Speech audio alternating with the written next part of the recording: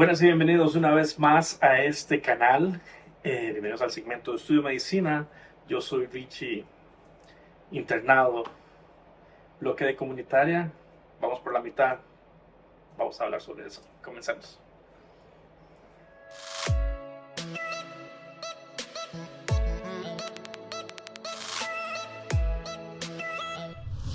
Pues bueno, ha sido 5 semanas. Bueno, estoy cortando la quinta semana de este bloque de medicina comunitaria.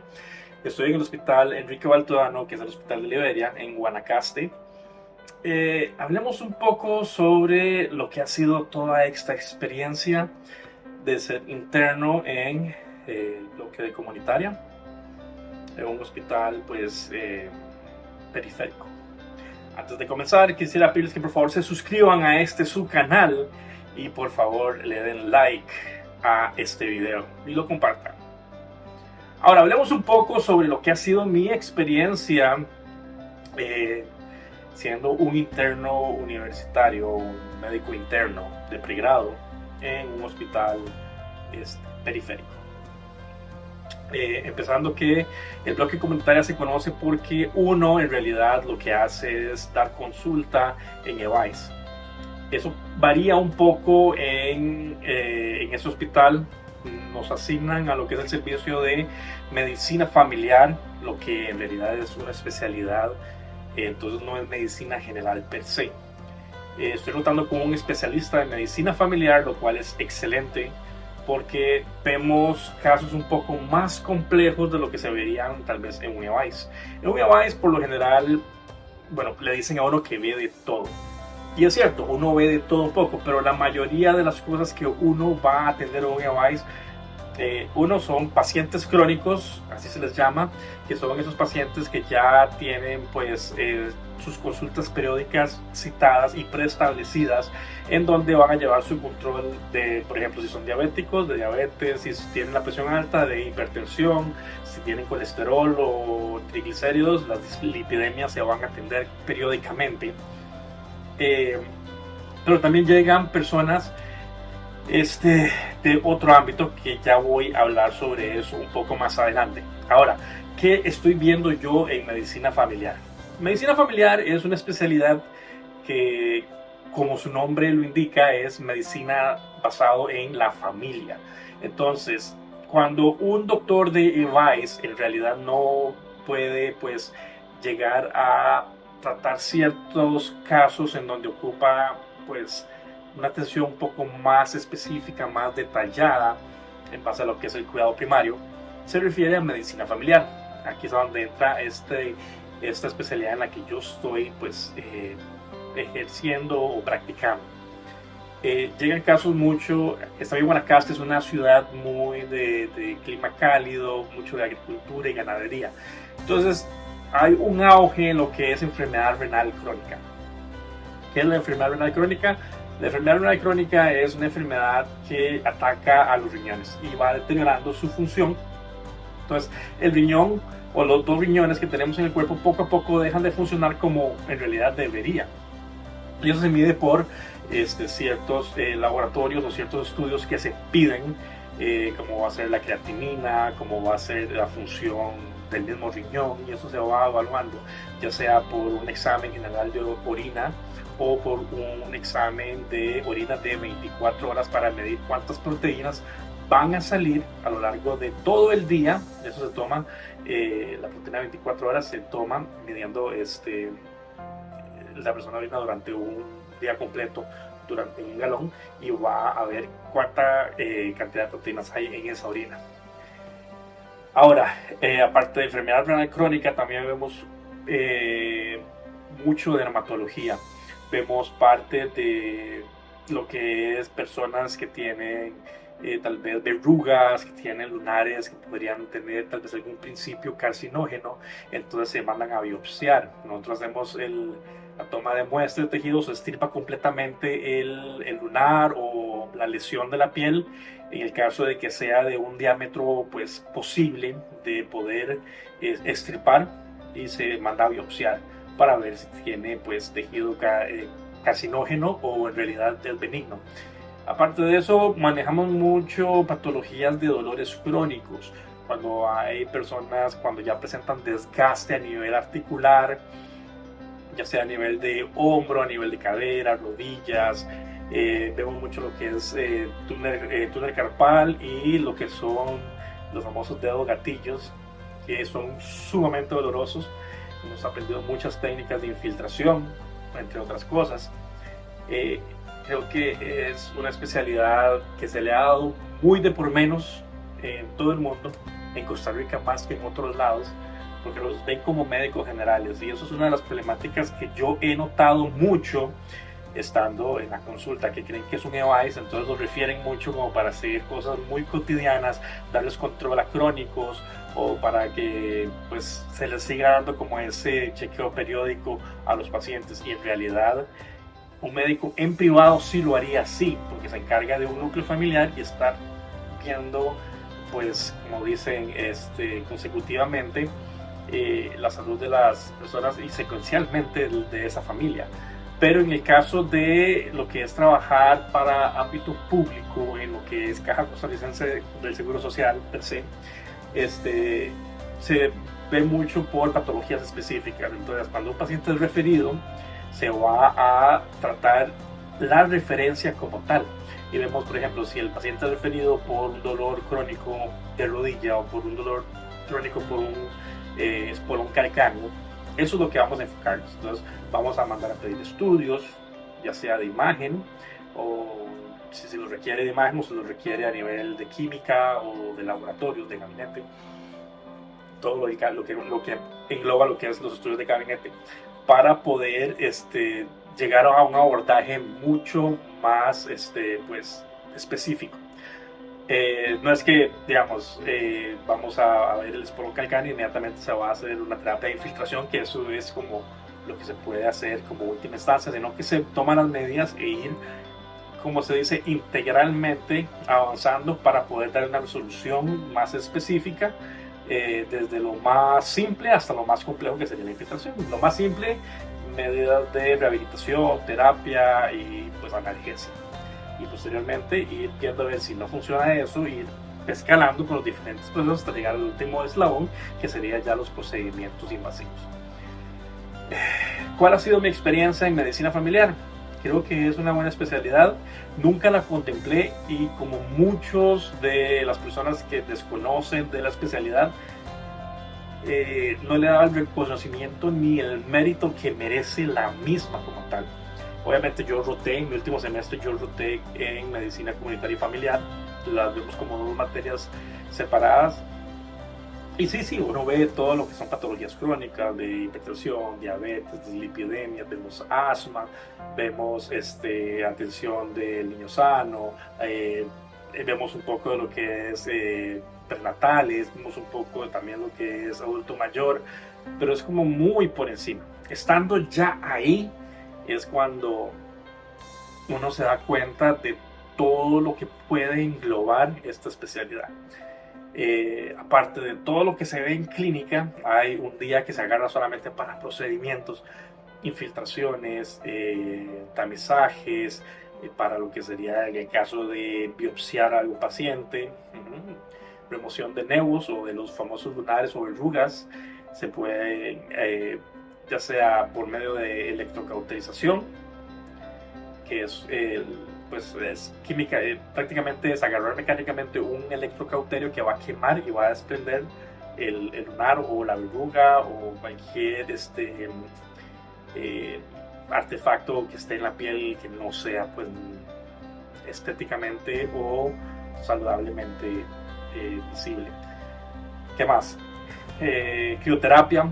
He quitado varios lunares o nevos con crioterapia, inclusive yo he practicado con mis propios lunares. Tengo antecedente de cáncer de piel por parte de mi lado paterno, entonces yo practico conmigo mismo. ¿Por qué?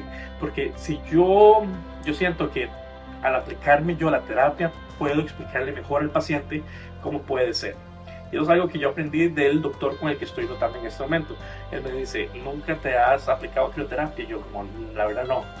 Y es como, practíqueselo un día, a ver qué siente, para que vea cómo se siente y así le pueda explicar al paciente de una mejor forma cómo evoluciona la terapia. Y es cierto, es algo que me ha funcionado bien y mato dos pájaros de un tiro. Ayudo al paciente, tengo una percepción y puedo explicarles y pues salgo beneficiado quitándome algunos artefactos que tengo aquí a nivel dermatológico que podrían ser problemáticos en algún futuro. Viernes usualmente hacemos visita domiciliar. En sí es agarrar un grupo de pacientes que por razones de la vida o médicas o fisiológicas no pueden trasladarse hasta el hospital. Entonces lo que hacemos es que vamos hasta la casa y les brindamos la atención médica. Es algo muy noble, es algo muy bonito en el sentido de que uno como médico, uno como persona aprende demasiado, viendo las circunstancias en las que un paciente vive, viendo la realidad de cómo los pacientes sufren o pueden verse limitados por alguna patología o padecimiento que tengan.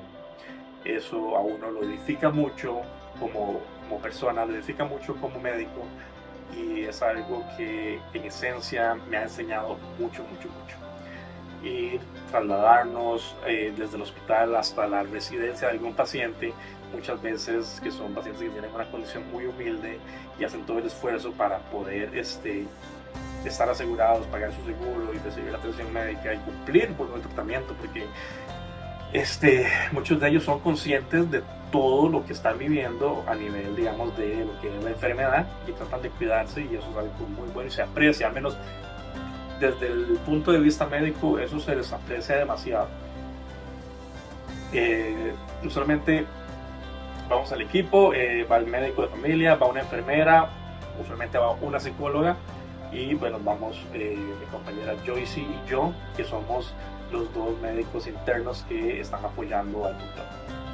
¿Qué función tomo yo como médico interno a la hora de visita domiciliar? Ok, asisto mucho a la enfermera en el sentido de que anotamos presiones, bueno, signos vitales en general, presión, frecuencia respiratoria, frecuencia cardíaca. Yo tengo mi oxímetro de pulsación, entonces también tomo mucho lo que son las saturaciones de oxígeno. Vemos estado general, ausculto al paciente cardiopulmonar para ver que todo esté bien a nivel de corazón y de pulmones. Se lo reportamos al médico, igual el médico puede hacer una revisión secundaria o vuelve a revisarlos para corroborar, muchas veces no es necesario. Vemos el estado en que se encuentra el paciente. Muchos de los pacientes pues pasan en cama, entonces puede que generen úlceras de presión y eso es algo que hay que tomar muy en cuenta con pacientes que están encamados. La posible generación de este tipo de úlceras que pueden ser muy peligrosas por el estatus de infección que pueden generar de corto a largo plazo. Una úlcera se puede generar, por ejemplo, hoy uno nota al paciente que ya empieza a tener esa úlcera a nivel, por ejemplo, de espalda, glúteos, muslos, en la parte posterior de los muslos, que son los más comunes, y en cuestión de días ya puede estar bastante adelantada, puede tener infección, donde puede haber mucho sangrado, mucho pus, puede oler mal, y eso hay que tenerle mucho cuidado a la hora de valorar a los pacientes, porque es necesario que se haga una limpieza y una curación adecuada. ¿Para qué? Para que sane de la mejor forma y que el paciente pues pueda seguir con su vida cotidiana. Como hay pacientes que están muy malitos, así como en muy mal estado general, hay otros que están pues muy bien dentro de lo que cabe, digamos, del estado de salud. Por algo se hace la visita porque no se pueden trasladar o porque por X y razón no tienen cómo trasladarse, les cuesta movilizarse a la hora de deambular, no pueden caminar porque están encamados, empotrados, etc. Por ese lado. ¿Qué he aprendido? He aprendido bastante estas rotaciones, he repasado mucho patologías muy básicas, muy claves de lo que se ve día a día en consulta, y eso es muy importante. A nivel de hospital y consulta general, he aprendido mucho del trato con el paciente, aprenderlos a escuchar, aprender cómo ellos sufren y cómo necesitan a veces desahogarse, porque no es solo el hecho de llegar a darles las recetas y los veo en 6 meses, 4 meses, 3 meses, etcétera, sino es entender la posición que ellos tienen, ver qué problemas tienen, porque muchas veces llegan pacientes con mucho dolor. Cefaleas es algo muy común y únicamente, digamos, como los médicos, como ya las ven tan seguidos, simplemente recetan medicación, farmacoterapia, y puede muchas veces haber un factor, pues, del psique de por medio. No que estén, como dice popularmente la gente, locos, sino que hay algún factor de estrés desencadenante que está afectando a los pacientes, y eso no se toma muchas veces en cuenta, porque en EVAIS yo los entiendo. Hay veces que uno ve hasta 30 pacientes en un día y uno tiene que ir aquí, como dicen, rápido, 15 minutos por consulta, y a veces hasta mucho menos. Entonces, he aprendido mucho a escuchar al paciente, he aprendido mucho a ver el trasfondo de la enfermedad de cada paciente, la situación económica y el estilo de vida que tiene cada uno de los pacientes. Eso por un lado. Ahora, hay días en donde doy consulta en EVAIS también. El EVAIS es atención primaria a la comunidad. Entonces, obviamente, tomando en cuenta que hay que dejar muy claro que yo no estoy en hospital como tal. Yo estoy en un servicio que se llama área de salud, o área de la comunidad, o salud de la comunidad, que eso es lo que se encarga, como lo dice el bloque, medicina comunitaria. Entonces, varios días a la semana, o a veces semanas completas, paso con otra doctora que es de EVAIS como tal. ¿Y qué es lo que hago? Dar consulta. Ella simplemente está supervisándome y yo estoy dando la consulta. Entonces uno gana mucho colmillo, como dicen, mucha experiencia a la hora de desenvolverme por mí mismo, tanto a nivel de sistema, porque aquí en la caja trabajamos con un sistema que se llama el EDUS, que todo el mundo se queja de ese famoso EDUS, y les doy la razón, porque las redes son pésimas, la conexión a veces falla, el sistema se pega. O sea, es un sistema operativo bastante tedioso de utilizar en muchas ocasiones, pero facilita mucho también en otras, porque te ayuda a tener las citas previas que tiene el paciente con otros médicos y especialistas, los estudios que se le han hecho. Dentro de la misma plataforma uno puede solicitar estudios tanto de laboratorio, gabinete, imágenes de radiología, cardiología, neumología, bueno, en fin, todos. Hasta taxa puedo solicitar con se solicitan con el EDUS. Y también hacer las recetas farmacológicas digitales y físicas de toda la medicación que el paciente puede necesitar o está tomando actualmente.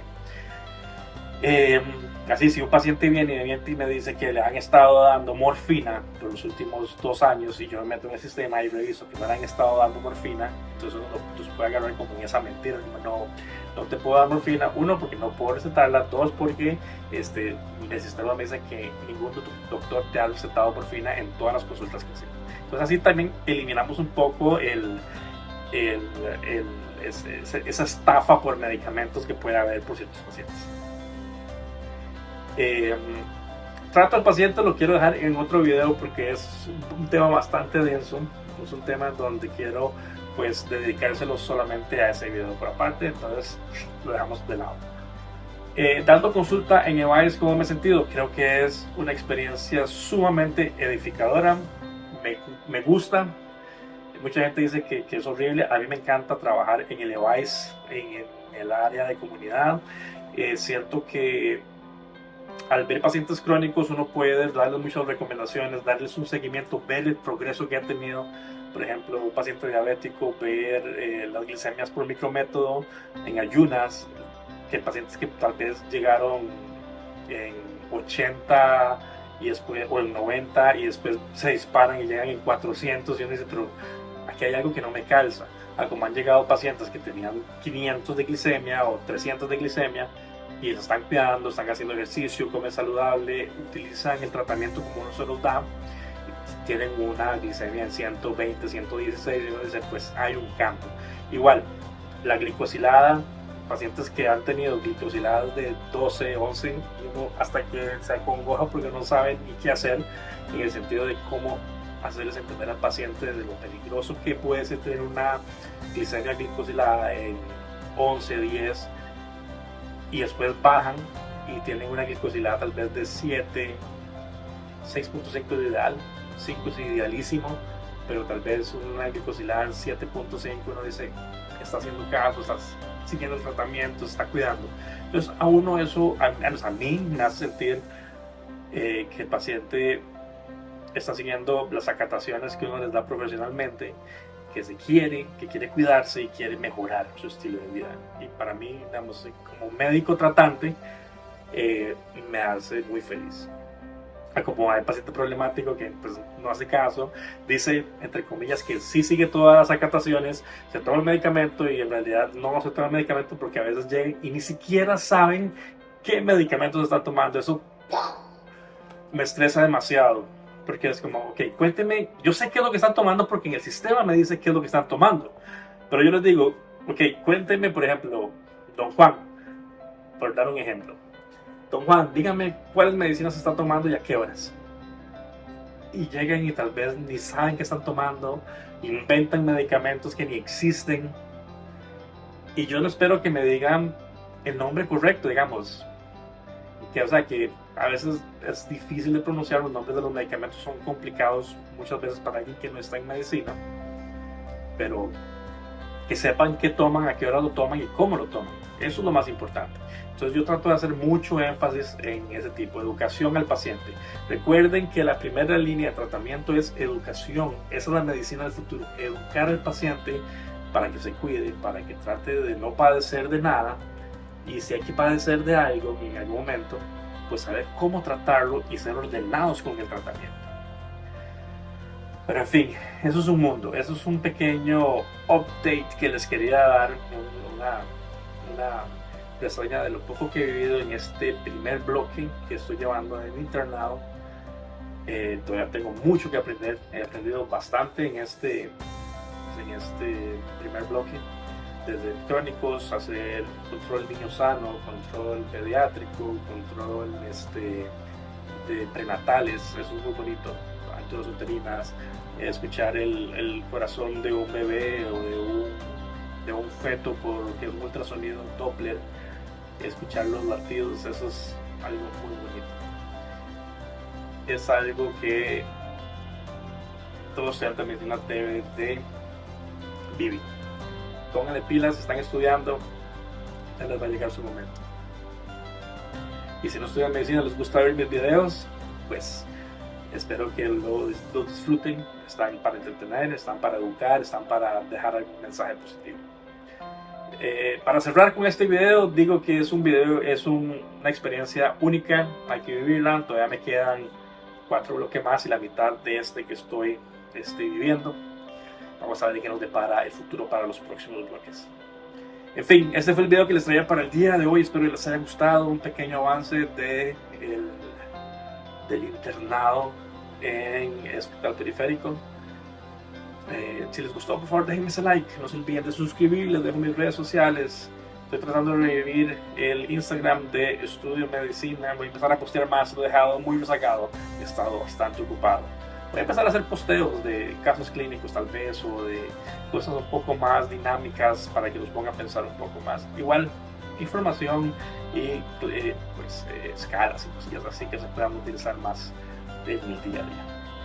Me despido con ustedes y nos vemos en la próxima entrega. Hasta luego.